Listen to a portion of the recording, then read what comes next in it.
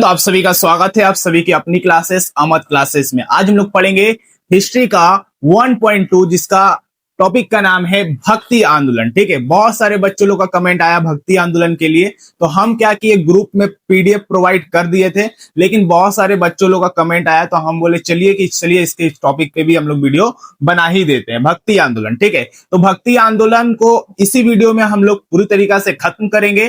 थोड़ा सा वीडियो लेंथली हो सकता है, लेकिन इसी वीडियो में हम लोग क्या करेंगे, भक्ति आंदोलन को प्रॉपर्ली क्या करेंगे, कंप्लीट करेंगे। ठीक है, तो चलिए भक्ति आंदोलन को हम लोग समझते हैं। ठीक है, भक्ति आंदोलन आप लोग किताब से भी पढ़ने का प्रयास किए होंगे।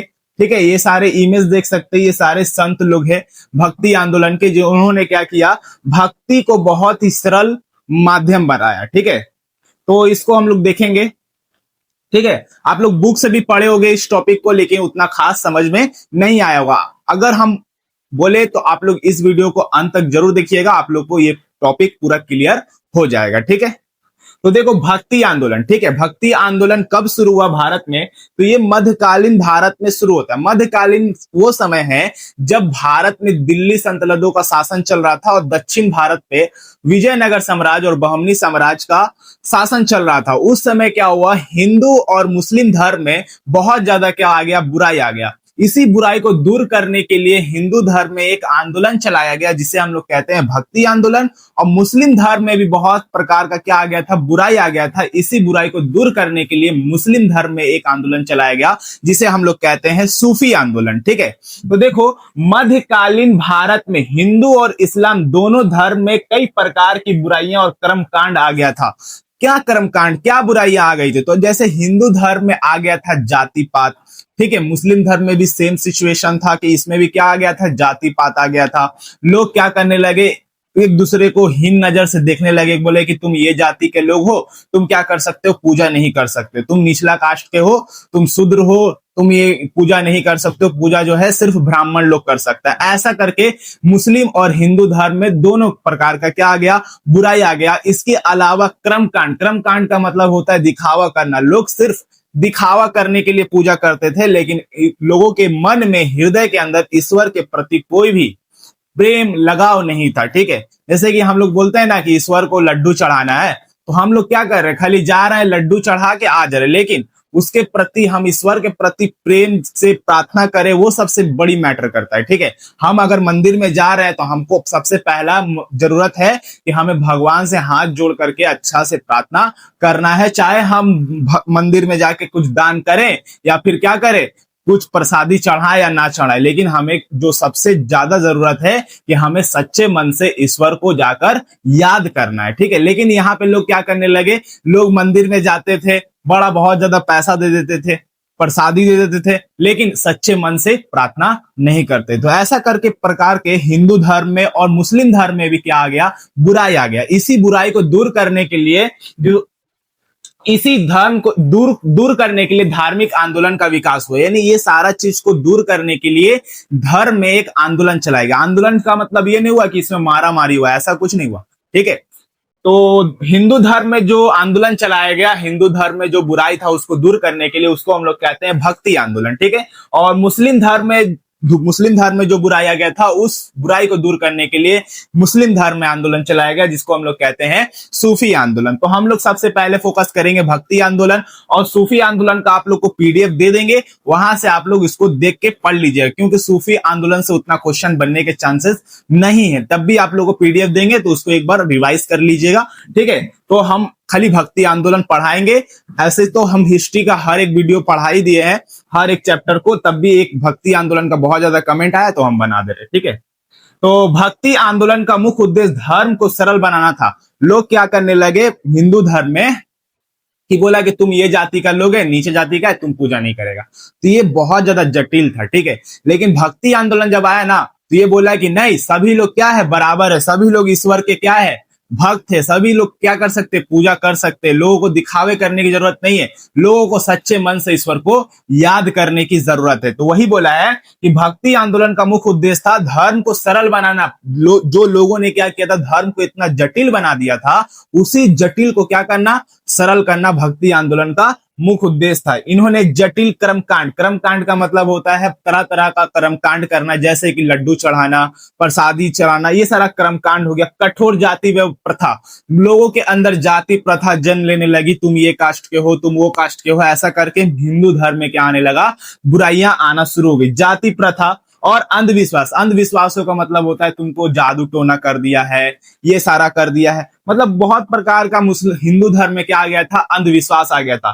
ठीक है, ये सारा चीजों का विरोध किया, बोला कि ये सारा चीज सही नहीं है, ना तो जाति प्रथा तुम्हारा सही है हिंदू धर्म में, ना कर्मकांड जो हम लोग दिखावा कर रहे हैं, और जो तुम्हारा अंधविश्वास आ गया है, ये सारा चीज सही नहीं। ठीक है, लोगों को एक ईश्वर की भक्ति और सच्चे मन से भगवान की शरण लेने का संदेश दिया। बोला कि देखो सारा भगवान क्या है, एक ही है, भले उसका अलग अलग नाम है, जैसे कि हिंदू धर्म में भगवान नाम से जानते हैं, मुस्लिम धर्म में अल्लाह नाम से जानते हैं, ऐसे करके अलग अलग धर्मों में इसका क्या है, अलग अलग नाम है, लेकिन ईश्वर क्या है, एक है। यानी ये लोग बताया कि एक ईश्वरवाद पर आप विश्वास रखिए, यानी ईश्वर क्या है, एक ही है। ठीक है, और जो ईश्वर को आप जो याद करते हैं ना, वो सच्चे मन से आप क्या करिएगा, याद करिएगा, तो ईश्वर आपके अवश्य सुनेंगे आपको। ऐसे ही अगर सच्चे मन नहीं रहा, अगर आप क्या कर रहे हैं, पूरा मन में क्या कर रहे हैं, बुराइयां रखे हुए दूसरे के प्रति, और ईश्वर को आप याद कर रहे हो, तब कभी भी आपको भगवान की प्राप्ति नहीं होगा। आप लोग शायद हिंदी के कबीर वाला चैप्टर में भी पढ़े होंगे, तो कबीर भी जो है ना, कबीर दास, वो क्या है, भक्ति आंदोलन के ही संतों में से एक है। कबीर दास के बारे में भी पढ़ाएंगे, तो उन्होंने भी ये सारा चीज कहा था, अगर आप लोग देखोगे तो।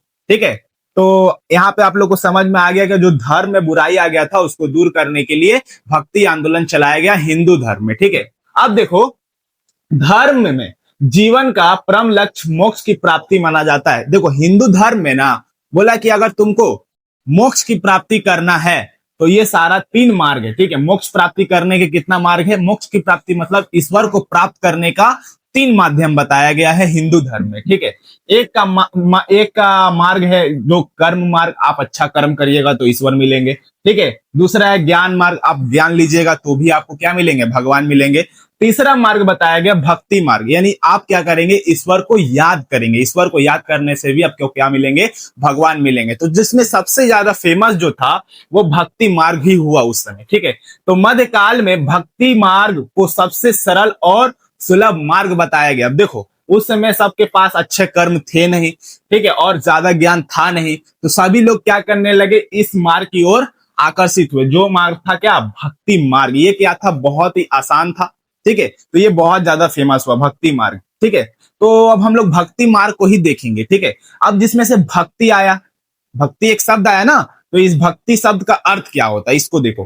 तो भक्ति एक संस्कृत शब्द है। कौन सा भाषा का शब्द है, संस्कृत शब्द है, जिसका अर्थ क्या होता है, श्रद्धा और समर्पण, अपने आप को क्या करना, समर्पण करना ईश्वर के प्रति। ठीक है, श्रद्धा या समर्पण आप बोल सकते हो। ठीक है, यानी भक्ति का मतलब क्या होता है, ईश्वर के प्रति प्रेम दिखाना, श्रद्धा रखना, आराधना करना और प्रार्थना करना भक्ति कहलाता है। हम ईश्वर से क्या करेंगे, प्रार्थना करेंगे, प्रेम करेंगे, आराधना करेंगे, ये सारा चीज करेंगे, तो वही कहलाएगा हमारा क्या, भक्ति। क्या कहलाएगा, भक्ति। ठीक है, समझ में आया यहां तक। अब देखो, अब भक्ति के 2 मार्ग है। क्या मार्ग है, भक्ति के 2 मार्ग है। एक का नाम है सगुण भक्ति और दूसरा का नाम है निर्गुण भक्ति। एक का नाम है सगुण भक्ति और एक का नाम है निर्गुण भक्ति। अब सगुण और निर्गुण में क्या अंतर है, इसको समझिए।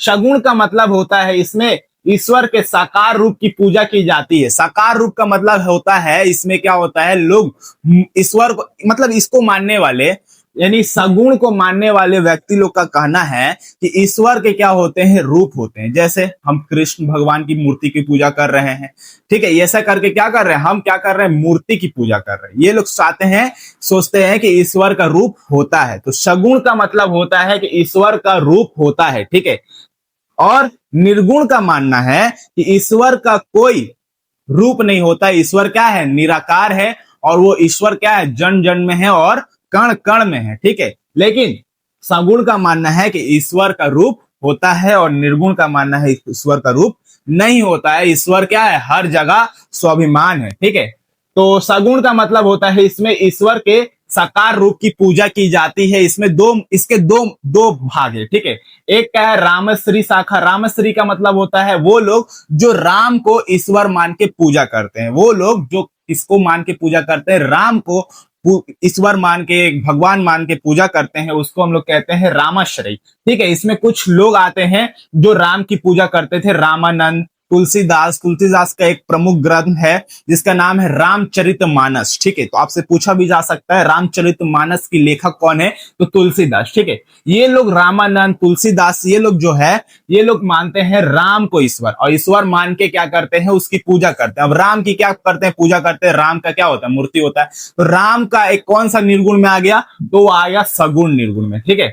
अब एक आता है कृष्णाश्री। जो लोग कृष्ण भगवान को पूजा करते हैं, कृष्ण भगवान को ईश्वर मान के पूजा करते हैं, उसको हम लोग कहते हैं कृष्णाश्रय, ठीक है। इनमें कृष्ण को ईश्वर माना जाता है। जैसे ये लोग है चैतन्य महाप्रभु, मीराबाई, सूरदास, ये लोग क्या माने हैं, ये लोग माने हैं कि ये हमारा भगवान कौन है, श्री कृष्ण है, और इसी के आधार पर ये लोग क्या करते हैं, उसकी पूजा करते हैं। लेकिन जो कृष्ण भगवान का भी मूर्ति होता है, तो ये मूर्ति के रूप में पूजा करते हैं, तो वो आ जाएगा आपका कौन सा गुण में, सगुण भक्ति। और निर्गुण भक्ति का मतलब होता है इसमें ईश्वर को निराकार, मतलब ईश्वर का कोई आकार नहीं होता, ईश्वर का कोई रूप नहीं होता, निराकार और सर्वव्यापी माना जाता है। सर्वव्यापी का मतलब होता है ईश्वर हर जगह है, जन जन में है, कण कण में है, ठीक है, ये मानता है। मूर्ति पूजा और बाहरी आडंबरों का विरोध किया गया। ये निर्गुण मानता है ना कि ये मूर्ति पूजा है, ये फालतू है, ठीक है, खराब है, मूर्ति पूजा सही नहीं है, क्योंकि ईश्वर का कोई रूप ही नहीं होता है, तो हमें मूर्ति पूजा नहीं करना चाहिए, ठीक है। बाहरी आडंबरों का विरोध किया, बोला कि ये सारा जो कर्म कांड है, जो पूजा कर रहा है तुम लोग, इसका ये सब आडंबर है, दिखावा है, ये सब चीज अच्छा नहीं है, ये सारा चीज का क्या किया, विरोध किया। इसके कुछ प्रमुख संत आए, जैसे कबीर भी आप लोग पढ़े होंगे, कबीरदास का आप लोग का हिंदी में कविता है, तो उसमें भी आप लोग देखिएगा, तो कबीरदास क्या किए हैं, ईश्वर को बोले हैं कि ईश्वर जन जन में है, कण कण में है, ईश्वर का कोई रूप और कोई आकार नहीं होता है, जो कबीर है। गुरु नानक भी इसी में आते हैं, ठीक है। रैदास लोग, ये लोग माने हैं कि ईश्वर का कोई रूप और आकार नहीं होता है, ईश्वर को हम सिर्फ देख नहीं सकते हैं, हम सिर्फ महसूस कर सकते हैं। ईश्वर को हम क्या कर सकते हैं, सिर्फ महसूस कर सकते हैं, ठीक है। अब देखो, यहां तक आप लोगों को समझ में आया। अब देखो भक्ति आंदोलन का शुरुआत कैसे हुआ, भक्ति आंदोलन का शुरुआत कैसे हुआ, तो देखो भक्ति आंदोलन का प्रारंभ दक्षिण भारत में 8वीं शताब्दी में हुआ था। भक्ति आंदोलन का शुरुआत जो है दक्षिण भारत से हुआ था। कब हुआ था, 8वीं शताब्दी में। हालांकि धीरे धीरे जाके 13वीं से 17वीं शताब्दी के बीच ये बहुत ज्यादा गतिविधियां ले लिया, बहुत ज्यादा बड़ा रूप ले लिया, जिसको हम लोग भक्ति आंदोलन कर रहे हैं। लेकिन इसका जड़ जो है दक्षिण भारत में 8वीं शताब्दी के रूप में देखा गया है, ठीक है। तो आपसे पूछेगा कि भक्ति आंदोलन का प्रारंभ कहां से हुआ, तो दक्षिण भारत से क्या होता है, भक्ति आंदोलन का प्रारंभ होता है। रामानुज को दक्षिण भारत में भक्ति आंदोलन के प्रारंभिक प्रवक्ता के माना जाता है। देखो रामानुज को ना भक्ति आंदोलन के जनक के रूप में माना जाता है, क्योंकि इन्होंने ही क्या किया था, भक्ति आंदोलन को दक्षिण भारत में शुरू किया था, यानी प्रवक्ता आप कह सकते हो दक्षिण भारत को, ठीक है। उत्तर भारत में भक्ति आंदोलन का प्रयास का श्रेय रामानंद को दिया जाता है। देखो रामानुज को क्या है, दक्षिण भारत में क्या किया, भक्ति आंदोलन का शुरुआत किया। लेकिन उत्तर भारत में लेकर कौन आया भक्ति आंदोलन को, तो कौन लेकर आया, रामानंद को। तो आपसे पूछेगा भक्ति आंदोलन के जनक कौन है, तो भक्ति आंदोलन के जनक जो है रामानुज है, क्योंकि सबसे पहले इन्होंने क्या किया था, दक्षिण भारत में भक्ति आंदोलन को फैलाने का प्रयास किया था, और उत्तर भारत में लाने का श्रेय किससे दिया जाता है, तो रामानंद को दिया जाता है, ठीक है। अब देखो ये तो दक्षिण भारत में सबसे पहले कौन लेकर आया भक्ति आंदोलन को, तो कौन लेकर आया, रामानुज। लेकिन उत्तर भारत में इसको लेकर आने का श्रेय किससे दिया जाता है, रामानंद को, ठीक है। अब देखो ये तो खाली एक दो व्यक्ति से तो पूरा भारत में ये आंदोलन फैलने वाला है नहीं, इसको पूरा भारत में फैलाने का कार्य किया अलवार संत और नैनार संत। कौन किया, अलवार संत और नैनार संतों ने किया था। अलवार संत का मतलब क्या है, इसका मतलब क्या है, जो भगवान विष्णु को पूजा करते हैं उसको कहते हैं अलवार संत। ये लोग कौन है, अलवार संत किसको पूजा करता है, भगवान विष्णु का। और नैनार संत किसकी पूजा करते हैं, भगवान शिव का, ठीक है। भगवान शिव को उपासक के रूप में क्या करते हैं, पूजते हैं। अब तुमसे पूछेगा पूरा भारत में अलवार संतों की संख्या कितना है, तो अलवार संतों की संख्या कितना थी, 12 थी, और नैनार संतों की संख्या 63 यानी 63 थी, ठीक है। ये आप लोग को याद रखना। ठीक है। अब इसके आगे अब हम लोग चलते हैं। अब हम लोग पढ़ेंगे भक्ति आंदोलन क्या था। हम लोग ये समझ लिए भक्ति आंदोलन इसलिए प्रारंभ हुआ क्योंकि उस समय धर्म में क्या आ गया था, बहुत ज्यादा कर्मकांड, अंधविश्वास, जाति व्यवस्था आ गया था, इसलिए भक्ति आंदोलन स्टार्ट हुआ हिंदू धर्म में। ठीक है। कब स्टार्ट हुआ? 8वीं शताब्दी में दक्षिण भारत में। कौन स्टार्ट किया? उत्तर भारत में कौन लेकर आया? पूरे भारत में कौन फैलाया? ये सारा चीजें हम लोग देख लिए। अब हम लोग पढ़ेंगे भक्ति आंदोलन के कुछ प्रमुख संतों के बारे में। प्रमुख संत मतलब जो भक्ति आंदोलन को क्या किया, पूरा भारत में फैलाने का प्रयास किया। जिसमें सबसे पहला संत का नाम आप लोग याद रखोगे, जिसका सबसे पहला संत का नाम है क्या? रामानुज। क्या नाम है? रामानुज। रामानुज नाम क्या है? रामानुज। इनका जन्म कब हुआ था? 1017 ईस्वी में हुआ था। कब हुआ था? 1017 ईस्वी में। इनका जन्म कहां पे हुआ था? पेरुबंदर, पेरुबुंदूर, तमिलनाडु में ये जगह। ठीक है। पेरुबुदूर में हुआ था इनका जन्म, रामानंद का। ठीक है। ये सॉरी रामानुज का। इन्हें भक्ति आंदोलन का प्रमुख प्रारंभिक प्रवक्ता यानी जनक माना जाता है, क्योंकि इन्होंने ही क्या किया था? भक्ति आंदोलन को दक्षिण भारत में शुरू किया था। अब इसके बाद इनको आगे देखो कि इन्होंने शंकराचार्य के अद्वैतवाद, शंकराचार्य भी क्या थे? भक्ति आंदोलन के संत थे। इन्होंने एक सिद्धांत दिया था जिसका नाम था अद्वैतवाद। क्या नाम था? अद्वैतवाद। तो आपसे पूछेगा शंकराचार्य ने कौन सा सिद्धांत दिया? तो अद्वैतवाद का सिद्धांत दिया था। अब ये सिद्धांत क्या है उसको हम लोग को नहीं पढ़ना है। ठीक है। बस इतना याद रखना है कि अद्वैतवाद का सिद्धांत कौन दिया था? शंकराचार्य। तो इन्होंने क्या किया? रामानुज ने क्या किया? शंकराचार्य के अद्वैतवाद सिद्धांत को गलत साबित कर दिया। क्या साबित कर दिया? गलत साबित कर दिया। और इसके स्थान पर इन्होंने अपना एक नया सिद्धांत दिया जिसका नाम है क्या? शिष्टाद्वैतवाद। क्या नाम है? विशिष्टाद्वैतवाद। क्या नाम है? विशिष्टाद्वैतवाद। इन्होंने शंकराचार्य के अद्वैतवाद के स्थान पर भक्ति पर आधारित विशिष्टाद्वैतवाद का सिद्धांत दिया। ठीक है। इन्होंने निम्न जाति और वंचित लोगों को भी मंदिर में प्रवेश देने का समर्थन किया। देखो उस समय क्या था, हिंदू धर्म में जो मंदिर में जो जाएगा ना वो उच्च उच्च कास्ट का लोग जाएगा। ब्राह्मण जा सकता है, क्षत्रिय जा सकता है, वैश्य जा सकता है, और शूद्र को तो जा ही नहीं दिया जाता था। लेकिन इन्होंने क्या बोला कि देखो शूद्र को भी, जो नीचे कास्ट के लोग हैं उन लोग को भी मंदिर में जाने का परमिशन दिया जाए। उसके में ये क्या करते थे? समर्थन करते थे। और इन्होंने दिया भी समर्थन। कई लोगों को मंदिर में प्रवेश करने की अनुमति भी दिलवाया था। ठीक है। जिनका नाम क्या है? रामानुज। इन्हें भक्ति आंदोलन का जनक के रूप में हम लोग जानते हैं। ठीक है। उनका मुख्य जोर ईश्वर की भक्ति और समर्पण पे था। इनका जो मुख्य जोर था ना, ये मानते थे कि हमें सिर्फ ईश्वर पे जोर देना है, ना कि हमें दिखावा करना है। ठीक है। हमें दिखावा करके कोई फायदा नहीं है। हमें जो करना है ईश्वर से क्या करना है? प्रार्थना करना है। ईश्वर एक ना एक दिन अवश्य सुनेंगे अगर हमारी भक्ति क्या होगी? सच्ची होगी। ठीक है। तो जो ईश्वर की भक्ति और समर्पण पर था, ठीक है, इनका मेन जोर था। यही थे क्या? आप लोग के रामानंद। ठीक है।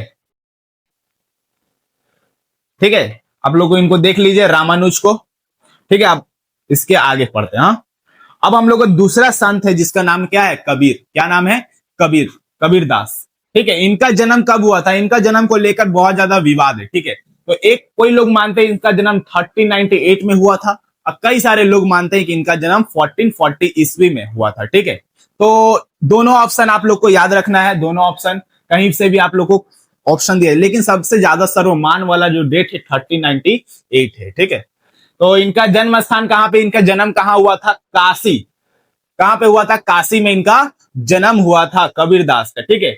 लोक परंपरा के अनुसार उनका पालन पोषण नीरू और नीमा नामक जुलाहे दंपति ने किया था। देखो कबीरदास का पालन पोषण इनके माता पिता ने नहीं किया था, क्योंकि इनकी जो माता थी वो एक विधवा थी। ठीक है। और विधवा होने के बावजूद भी क्या की, वो एक बच्चे को जन्म दी, और वो क्या की, वो बच्चे को एक तालाब के किनारे छोड़ के चली गई। और एक जुलाहे दंपति जिसका नाम था नीरू और नीमा, ये दोनों कौन थे? पति पत्नी थे। उन्होंने इस बच्चे को तालाब के किनारे से निकाला। निकालने के बाद क्या किया? इनका पालन पोषण किया, और वही बच्चा बाद में बना कबीर दास। ठीक है। तो इन्होंने इनका पालन पोषण कौन किया? इनके माता पिता नहीं किया। नीरू और नीमा पति पत्नी ने क्या किया, जो क्या थे पेशे से जुलाहे थे, जुलाहे का मतलब होता है ना जो धोबी का काम करता है, कपड़ा धोता है, कपड़ा आयरन करता है, वो सारे पेशे से जुड़े थे नीरू और नीमा। उन्होंने क्या किया, कबीर का पालन पोषण किया था। इनका जन्म कब हुआ था, 1398 में। ये सर्वमान डेट है। इनका जन्म कहाँ हुआ था, काशी में हुआ था। इनका प्रमुख निवास कहाँ पे था, ये कहाँ पे रहते थे, तो इनका बनारस यानी काशी में ही इनका निवास स्थान था। ठीक है, वे रामानंद के शिष्य थे। ये किसके शिष्य थे, रामानंद के शिष्य माने जाते हैं। कबीरदास के शिष्य का नाम, ये कबीरदास किसके गुरु थे, आपसे भी ऐसे भी क्वेश्चन घुमा के पूछ सकता है, तो रामानंद के शिष्य। ठीक है, तो वे रामानंद के शिष्य माने जाते हैं। कबीर निर्गुण भक्ति के पर्वत है। निर्गुण का मतलब होता है, अभी बताएं, कि ये मानते हैं कि ईश्वर का कोई रूप और आकार नहीं होता, ईश्वर हमेशा हर जगह हर रूप में क्या है, व्याप्त है। ठीक है, इन्होंने कुछ प्रमुख रचनाएं रची कबीरदास ने, जिसका नाम है बीजक, सबद, साखी, दोहे। ये सारे क्या किए, इन्होंने किताबों की रचना की। इनका मृत्यु कब हुआ, 1518 ईस्वी में मगहर उत्तर प्रदेश में माना जाता है। इनका मृत्यु कब हुआ, 1518 ईस्वी में क्या हो गया, कबीरदास की मृत्यु हो गई। ठीक है, अब इसके आगे देखते हैं। देखिए यही है कबीरदास। ठीक है, आप लोग तो देखे ही होंगे इसको। ठीक है, अब चलिए इसके आगे देखते हैं। चलिए कबीर के विचार, इन्होंने क्या क्या विचार दिया अपना, जब भक्ति आंदोलन जब भक्ति कर रहे थे ईश्वर का, तो इन्होंने क्या क्या विचार दिया लोगों को, तो लोगों को बहुत अच्छा अच्छा विचार दिया। क्या विचार दिया, कबीर ने हिंदू और मुसलमान दोनों धर्म के बाहरी आडंबर, कर्मकांड और रूढ़िवादी का विरोध किया। बोला कि देखो ये सारा चीज खाली हिंदू धर्म में नहीं है, मुस्लिम धर्म में भी है क्या, अंधविश्वास, रूढ़िवादिता, जाति प्रथा, ये सारा चीज। तो ये सारा चीज का क्या किया, विरोध किया कबीरदास। बोला कि ये सारा चीज सही नहीं है। ठीक है, और बोला इन्होंने जाति पाति और ऊंचे नीचे को गलत बताया। बोला कि कोई भी इंसान होता है ना, जाति पाति अपने से बनाए, ईश्वर ने बनाकर नहीं भेजा जाति पाति को। ठीक है, और ऊंच नीच का मतलब क्या होता है, ऊंच नीच कुछ नहीं होता है, सभी लोग क्या है, ईश्वर के नजर में बराबर है। तो हम लोग क्यों ऊंच नीच कर रहे हैं। ठीक है, हम लोग आज रह रहे हैं, कल फिर चले जाना है मरने के बाद। ठीक है, तो हमें ये सब चीज करके कोई फायदा नहीं है। तो इन्होंने बोला कि जाति पाति और ऊंचा नीचा को गलत साबित किया। बोला कि ये सारा चीज समाज में सही नहीं। उनके अनुसार बोले ना कि देखो ये सारा चीज करके कोई फायदा नहीं है। उनके अनुसार राम हो, रहीम हो, कृष्ण हो, करीम हो, ये सारे चीज आदि नाम अलग हो सकते हैं, खाली नाम इन सारे नाम हम लोग क्या करते हैं, अलग अलग धर्मों में अलग अलग नामों से जानते हैं। कोई चीज में हम लोग राम बोलते हैं, कोई अल्लाह बोलता है, कोई रहीम बोलता है, कोई कृष्ण बोलता है, कोई करीम बोलता है। अलग अलग धर्मों में अलग अलग नामों से जानते हैं, लेकिन ईश्वर क्या है, एक ही है। एक ही ईश्वर को हम लोग क्या करते हैं, अलग अलग धर्मों में अलग अलग नामों से जानते हैं। ये बहुत ही अच्छा बात है। ठीक है, उन्होंने मानवता, उन्होंने बोला कि देखो हमारा धर्म सबसे बड़ी बात नहीं है, हमारी जो सबसे बड़ी बात है वो मानवता, इंसानियत सबसे बड़ा मैटर करता है। ठीक है, वही बोला है मानवता। मानवता का मतलब होता है इंसानियत। इंसानियत भी तो होना चाहिए। अगर कोई इंसान आ रहा है मंदिर में, हम बोल रहे तुम नीचे जाति के हो, तुम नहीं जाओगे, तो उसको क्या अच्छा लगेगा, अच्छा तो नहीं लगेगा ना, वो भी तो इंसान है। तो ये सबसे बड़ी होती है इंसानियत। ठीक है, तो मानवता, प्रेम और भाईचारा को सबसे अधिक बोला कि तुम लोग अपना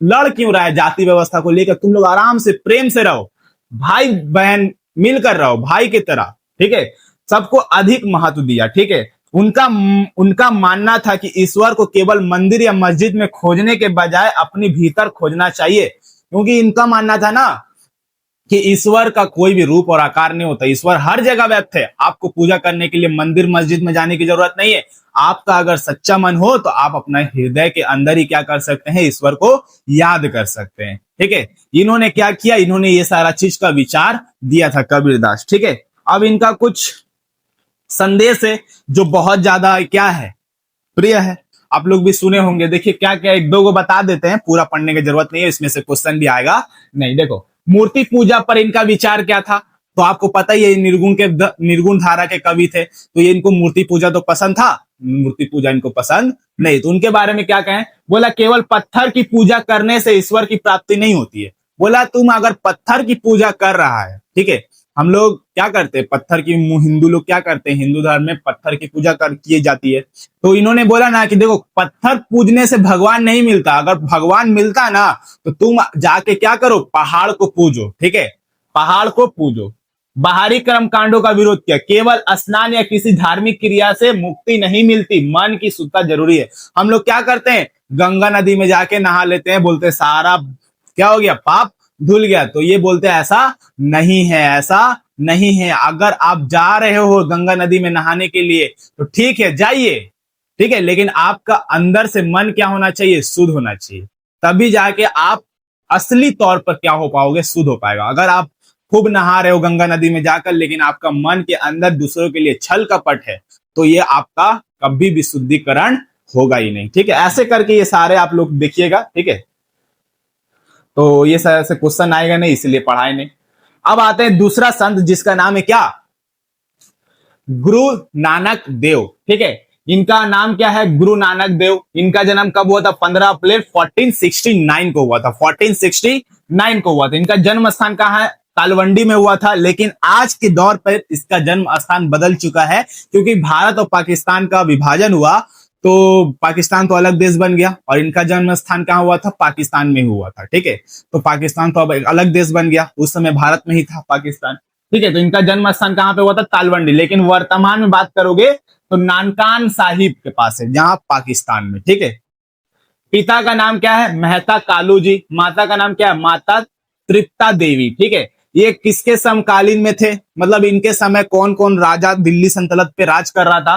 तो सिकंदर लोदी और इब्राहिम लोदी। ठीक है, ये लोग क्या कर रहे थे? दिल्ली सल्तनत पे राज कर रहे थे। कम उम्र में उनका विवाह हुआ और उनके 2 पुत्र हुए। नानक जी का विवाह उस समय तो आप लोग को पता ही है, बच्चों लोग का क्या किया जाता था? कम उम्र में ही विवाह कर दिया जाता था। ठीक है, तो उनका विवाह कम उम्र में कर दिया गया और उनके 2 पुत्र हुए थे। ठीक है, लेकिन ये सारे चीज में नानक जी का मन लगा नहीं। परिवार में इनका मन लगा नहीं। इन्होंने क्या किया? पूरा जीवन को भगवान के शरण में ही बिता दिया। ठीक है, तो पारिवारिक जीवन और व्यवसाय में उनका अधिक मन नहीं लगा। उनको परिवार में उतना ज्यादा इंटरेस्ट मिलता नहीं था। ठीक है, तो व्यवसाय में और बिजनेस में भी जो भी काम करते थे, उनका अधिक मन नहीं लगा, तथा वे आध्यात्मिक जीवन और ईश्वर की भक्ति की ओर आकर्षित हुए। उन्होंने क्या किया? पूरा जीवन भर ईश्वर के शरण में, ईश्वर को याद करने में निकाल दिया, क्योंकि इनको ना तो पारिवारिक में ना व्यवसाय में इनको क्या किया? अधिक मन लगा। मन लगा तो बस ईश्वर की भक्ति में। तो इन्होंने क्या किया? ईश्वर की भक्ति में सारा जीवन निकाल दिया। ठीक है, चलो इसके आगे देखते हैं। यही है गुरु नानक। ठीक है, आप लोग देखे भी होंगे सिख धर्म में इसी को क्या करते हैं? भगवान मान के वो लोग पूजा करते हैं। ठीक है, देखो उन्होंने हिंदू मुस्लिम एकता और भाईचारा का संदेश। बोले हिंदू मुस्लिम तुम लोग क्या हो? भाई भाई हो, मिलजुल के रहो, लड़ते क्यों हो आपस में? ठीक है, उन्हें नानक जी को पंजाबी, फारसी और हिंदी भाषाओं का अच्छा ज्ञान था। इनको बहुत ज्यादा क्या था? अच्छा ज्ञान था। कबीर की तरह उन्होंने बाहरी आडंबर, कबीर की तरह ही इनका विचार था। जैसे कबीर दास बोले कि बाहरी आडंबर, कर्मकांड, जाति भेदभाव और धार्मिक रूढ़िवादी का विरोध किया, तो गुरु नानक जी ने भी क्या किया? उसी तरीका से क्या किया? इसका विरोध किया। इन्होंने एक ईश्वर में विश्वास और सच्चे जीवन पर जोर दिया। बोला कि ईश्वर क्या है? एक ही है। ठीक है, ईश्वर एक है। उसी के ऊपर क्या किया? सभी लोगों को बताया कि ईश्वर एक ही है, एक ही की पूजा करनी चाहिए, ना कि हमें ये भगवान की पूजा, वो भगवान की पूजा, बहुत सारे भगवान की पूजा कर रहे हैं। ये भगवान जो है एक ही है। ठीक है, उन्होंने भारत के विभिन्न क्षेत्रों के साथ साथ मध्य एशिया में भी यात्रा की और अपने विचारों का प्रचार किया। इन्होंने सिर्फ भारत में ही अपना विचार का प्रसार नहीं किया। विचार का मतलब क्या? यही सारा विचार है। ठीक है, कि सारा धर्म क्या है? एक है। सभी लोगों को अलग अलग नामों से जाना जाता है। ये सारा चीज बाहरी आडंबर, कर्मकांड, जाति व्यवस्था, सारा चीज खराब है। यही सब विचार था। इन्होंने अपने भारत में तो दिया ही अपना विचार, लेकिन इसके अलावा इन्होंने विदेशों में गए, जैसे मध्य एशिया के कई ऐसे देशों में गए और अपना विचार का क्या किया? वहां पे प्रचार प्रसार किया। ठीक है, उसके अलावा देखो इनको गुरु नानक की शिक्षा, इन्होंने अपने शिष्य को क्या शिक्षा देते थे? तो इन्होंने अपने शिष्य को शिक्षा दिया कि ईश्वर एक है। बोला कि बाबू क्या है? ईश्वर एक है। ठीक है, प्रेम और मानवता को महत्व देना चाहिए। हमें क्या करना चाहिए? प्रेम, एक दूसरे के प्रति प्रेम होना चाहिए, मानवता होना चाहिए, उस पर बल देना चाहिए, ना कि तुम ये जाति के हो, वो जाति को। ये सारा मैटर करता है। ठीक है, जाति पाति और ऊंच नीच का विरोध करना चाहिए। हमें क्या करना चाहिए? जाति पाति को मानना नहीं चाहिए, ऊंच नीच को मानना नहीं चाहिए, बल्कि क्या करना चाहिए? सारा चीज का विरोध करना चाहिए। हमें जो मानना चाहिए, प्रेम को और मानवता को मानना चाहिए, यानी महत्व देना चाहिए। केवल कर्मकांड और बाहरी दिखावे से ईश्वर की प्राप्ति नहीं होता। हमें क्या कर लिया, हम बड़ा बड़ा, जैसे कि आप कबीरदास का एक दोहा पढ़े होंगे कि बड़ा बड़ा जाटा रखा, मतलब बड़ा बड़ा बाल रख लिया, लेकिन अंदर से क्या है, उसका मन पवित्र नहीं है, तो क्या कभी ईश्वर मिलेंगे उसको? तो ईश्वर कभी भी मिलेंगे नहीं। आप क्या कर लिए, खाली दिखावे के लिए आप क्या कर लिए हैं, पूरा क्या कर लिए, उसको क्या बोलते हैं, ऑरेंज ऑरेंज क्या कर लिए हैं, धोती पहन चुके हैं, ठीक है, बड़ा बड़ा माला पहन लिए हैं, बड़ा बड़ा बाल रख लिए हैं, और आपके अंदर में क्या है, छल कपट है, तो ईश्वर भी कभी भी आपको मिलेंगे नहीं, ठीक है। सभी मनुष्य के साथ समान व्यवहार करना चाहिए। हमें हर एक मनुष्य के साथ, चाहे वो गरीब हो, अमीर हो, काला हो, गोरा हो, सभी के साथ क्या करना चाहिए, समान व्यवहार करना चाहिए, ठीक है। आखिरकार उनका 22 दिसंबर 1539 में क्या हो गई, उनकी मृत्यु हो गई। गुरु नानक का स्थान कहां पे इनका मृत्यु हुआ था, करतारपुर में, लेकिन आज पाकिस्तान में, ठीक है, उसमें भारत में था। इनकी मृत्यु के बाद एक इनके शिष्य थे जिसका नाम था गुरु अर्जुन देव ने गुरु नानक और अन्य गुरुओं की वाणियों का संग्रह किया, जिसे आदि ग्रंथ कहा गया, और आगे चलकर यही गुरु ग्रंथ साहिबा के रूप में प्रसिद्ध हो। देखो, नानक ने, गुरु आप लोग सुने भी होंगे, गुरु नानक ने क्या किया, सिख धर्म की स्थापना किया, लेकिन इन्होंने कोई सिख धर्म की स्थापना नहीं किया था। इन्होंने जो जो अपना विचार समाज में दिया, जो जो विचार, क्या बोले, जो जो विचार समाज को दिया, लोगों को बताया, तो एक व्यक्ति था जिसका नाम था गुरु अर्जुन देव। इन्होंने क्या किया, गुरु नानक और इसके अलावा भी बहुत से प्रकार का गुरुओं का बात को क्या किया, एक किताब में लिखा।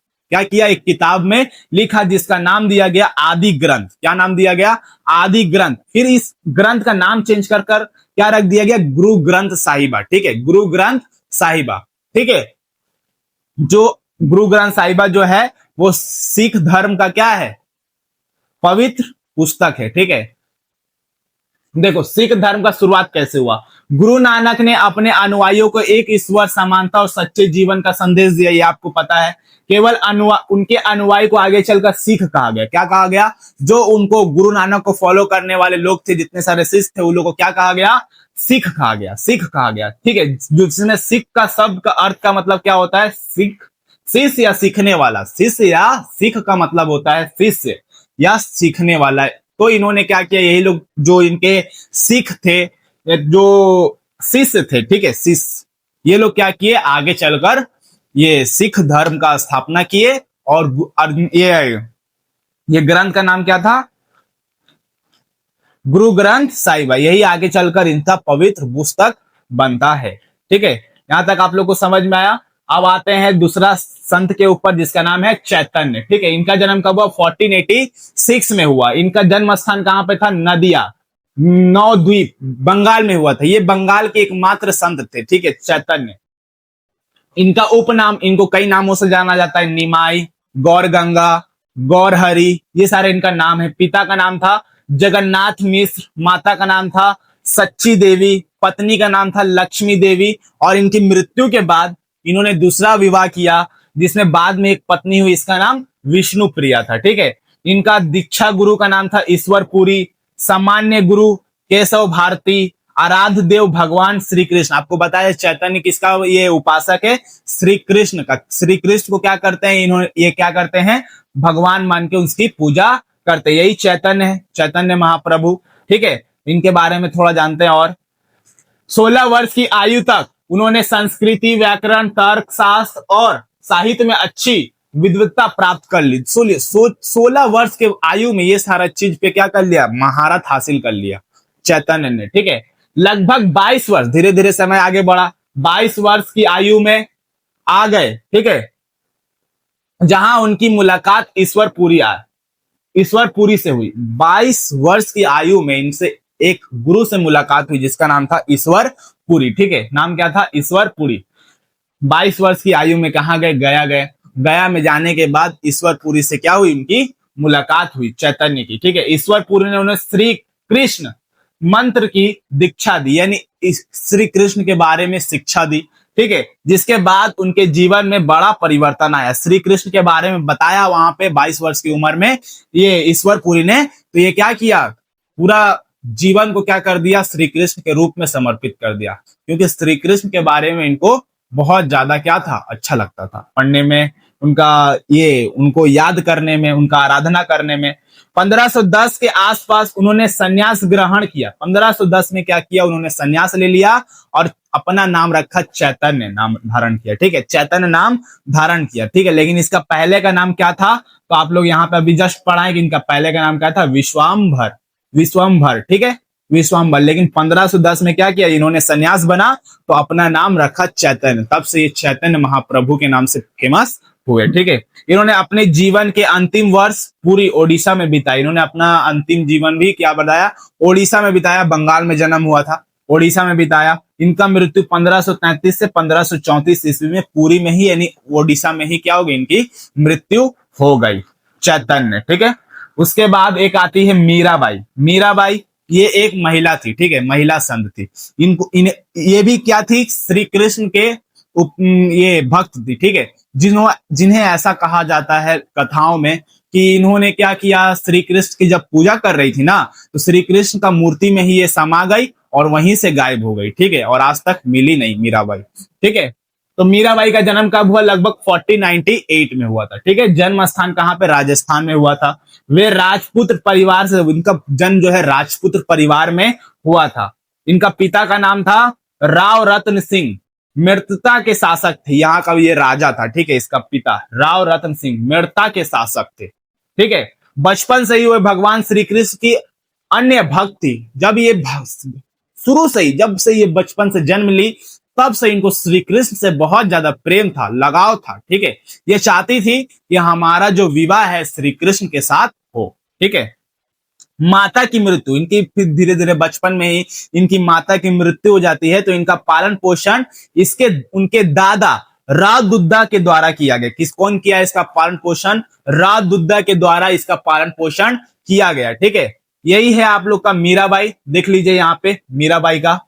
ठीक है, यही है, श्री कृष्ण को बहुत ज्यादा प्रेम करती थी और ऐसा कहा जाता है कि इन्होंने क्या किया, श्री कृष्ण की पूजा करते करते उनकी मूर्ति में समा गई और आज तक मिली नहीं, यानी गायब हो गई। ठीक है, तो यही है मीराबाई, बहुत ज्यादा प्रेम करते थे श्री कृष्ण से। ठीक है, वैवाहिक जीवन, फिर धीरे धीरे इनका क्या हो गया, एक राजा के साथ विवाह हो गया। देखो, मीराबाई का विवाह मेवाड़ के राजकुमार भोजराज से हुआ। मेवाड़ का एक राजा था जिसका नाम था भोजराज।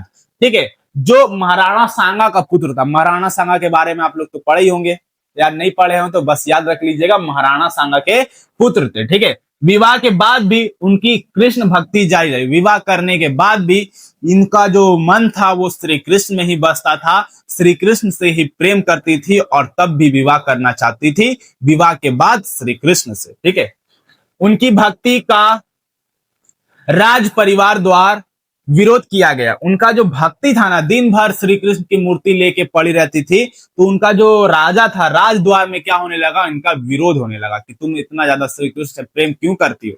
ठीक है, तो पति के मृत्यु और उनके कठिनाइयों के बावजूद उन्होंने भक्ति का मार्ग नहीं छोड़ा। फिर धीरे धीरे बाद इनका जो राजा था, मेवाड़ का राजा भोजराज, उनकी मृत्यु हो जाती है। मृत्यु के बाद भी इन्होंने श्री कृष्ण का भक्ति को कभी भी छोड़ा नहीं, अपना करते रहा। और करते करते एक दिन ऐसा हुआ कि वो खुद गायब हो गई और मूर्ति में क्या हो गई, समा गई, मीराबाई।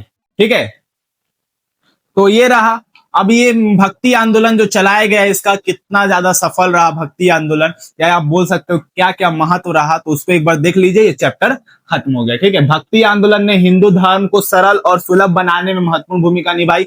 इन्होंने क्या किया, हिंदू धर्म में क्या किया, जो बहुत ज्यादा जटिल कर्मकांड आ गया था उसको बहुत ही तरीका से खत्म करके सरल कर दिया। ठीक है, तो ये सफल रहा। ठीक है, संतों ने स्पष्ट किया कि मनुष्य की महानता उनके जन्म या जाति से नहीं बल्कि उनके सत्य कर्मों से होती है। सही बात है, अगर कोई भी इंसान का नाम जो होता है ना, उनके अच्छे कर्मों से होता है, सत्य कर्मों से होता है। ठीक है, सत्य कर्मों से होता है, ना कि उसकी जाति, उसका जन्म के आधार पर होता है कि तुम ये जाति में जन्म लिया, तुम ऊंचा जाति का है, नीचा जाति का, इससे नाम नहीं होता है भाई।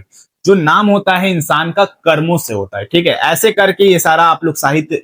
इसके अलावा लोग क्या करने लगे, आप लोग को पढ़ाई देते हैं, पढ़ा दिए तो लोग क्या करने लगे, कई ऐसे संत हुए जो क्या करने लगे, क्षेत्रीय भाषाओं में अपना किताब उताब लिखने लगे। जैसे कबीरदास, आप लोगों को लगा कबीरदास तो लिखे नहीं है, लेकिन उनके द्वारा लिखा गया है। उनके मतलब जो शिष्य वगैरह है वो लोग क्या किए, लिखे, क्योंकि कबीरदास खुद पढ़े लिखे थे नहीं। तो ये सारे क्षेत्रीय भाषाओं में क्या करने लगे लोग, जैसे हिंदी भाषा, बंगाली भाषा, मराठी भाषा, पंजाबी, मैथिली, ये सारे भाषाओं में किताब लिखना शुरू किए, ताकि हर लोग क्या करे, इसको पढ़े और सब समझ सके कि धर्म जो है इतना ज्यादा जटिल नहीं है, बल्कि क्या है, सरल है। ठीक है। निम्न वर्ग को भी ईश्वर की भक्ति का समान अधिकार प्राप्त है। बोला कि जितना उच्च वर्ग को अधिकार है ईश्वर से भक्ति करने का, उतना निम्न वर्ग का भी अधिकार है ईश्वर से भक्ति करने का। ठीक है, ये सारा चीज था। उसके बाद यहां से क्वेश्चन बन सकता है कि शंकराचार्य ने कौन सा सिद्धांत दिया, तो अद्वैतवाद का सिद्धांत दिया। माधवाचार्य ने कौन सा सिद्धांत दिया, तो द्वैतवाद का सिद्धांत दिया। निम्नार्काचार्य कौन सा सिद्धांत दिया, द्वैतवाद का सिद्धांत दिया। वल्लभाचार्य ने कौन सा सिद्धांत दिया, शुद्धाद्वैतवाद। उसके बाद रामानुजाचार्य ने कौन सा सिद्धांत दिया, विशिष्टाद्वैतवाद का सिद्धांत दिया था। ये आप लोग को याद रखना है। ठीक है। अब आप लोग को इसका पीडीएफ चाहिए, ठीक है, तो इस नंबर पे मैसेज करोगे। ठीक है, इस नंबर पे मैसेज करोगे 9330276315 पे, वहां आप लोग को इसका कंप्लीट पीडीएफ हम दे देंगे और आप लोग को ग्रुप में भी ज्वाइन कर देंगे। आई होप कि आप लोग को ये वीडियो समझ में आया होगा। अगर कोई डाउट होगा तो कमेंट करके जरूर बताइएगा। तब तक के लिए मिलते हैं हम लोग नेक्स्ट वीडियो के लिए। तब तक के लिए धन्यवाद।